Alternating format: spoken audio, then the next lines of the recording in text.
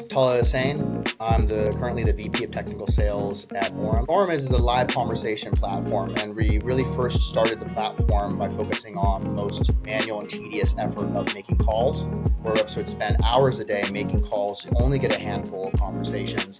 And live conversations today, especially across most B2B SaaS, is still the highest performing in terms of conversion when they occur, right?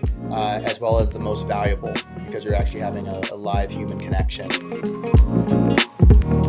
Hireframe really helped Orum unlock and optimize the sales development team. And it was really done so through providing us with new subset of sales development reps we call account development reps, ADRs, right? And it was something that no other company has really done before. There are some companies who've done that, but it's more of a research group and they pass leads along. It wasn't at the depth of what we were saying, which is we have experienced SDRs. They know how to write emails. They know how to prospect, and things that current tech stack cannot automate, and also a layer of decision making and intellectual capacity that's required to personalize said email, to know that this title actually means they're not ICP, even though it sounds exactly the same as this title, by looking at their previous job history. I mean, these are things that, again, sales development reps are spending most of their time not actually selling.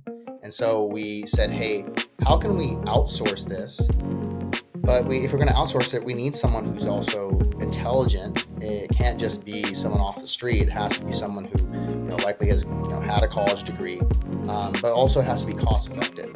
So what I found with Hireframe is that we were able to have access to talent that was incredibly smart. They're able to learn, and at the price point where they both benefited, and so did we. That was very difficult to do with any sort of other freelancing or staffing company. I think about the initial Hireframers like Ia and John, right? They both set the standard of the company, and then there was many more Hireframers who came after that, and by and large, all of them were really good, especially at that stage of the company. I think about someone like John, to your point, where he started off as an ADR, became a team lead, so I was able to relinquish a lot of those responsibilities onto John. But both John and Ia are really smart. They were able to break down the process, right? They were able to create workflow documentation. There were even a lot of ADRs that were doing BPM mapping, which we started selling as a separate service for a little bit. And that was starting to take off so fast we had to kill it because it might mess with our own valuations as a software company.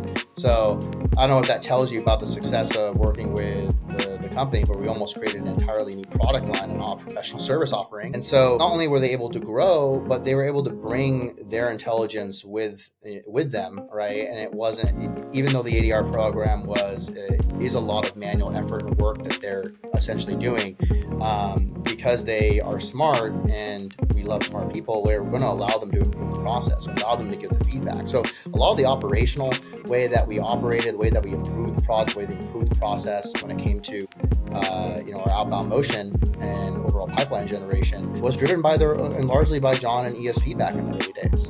What can we automate? What's working for you? What's taking a lot of time? And John in particular, right? He also has an engineering background. He's learning about that. So we were able to graduate him to different parts of the company. And as certain parts of the company were no longer relevant, right? Once we have a lean data and all sorts of automation that made the ADR a little bit less relevant, we're still able to maintain the talent because we were able to train, but also they are smart enough to train themselves up to be useful in other capacities, right? Moving into support, moving into RevOps. I think one of the things is that when people look at outsourced talent, and especially when they look at the SDR in particular, there's a lot of outsourced SDR organizations, right? So they're specifically hiring and breeding and creating, these sort of individuals, right, to take on these roles. So they're very specified to that, right? Whereas Hireframe, you have a much more full gamut, right, of different roles and where they could fit. I think as a partner, one thing that you guys did that other staffing partners wouldn't do is you created an entire internal program to train them on the solutions, services, and technologies we're using, and kind of had your own little class. So you recreated the SDR hiring protocol and class trainings that you'd see out of their SDR organizations, right? Specifically for the ADRs, to vet them before even bringing them into an interview. So that is a lot of work that was taken off our plate.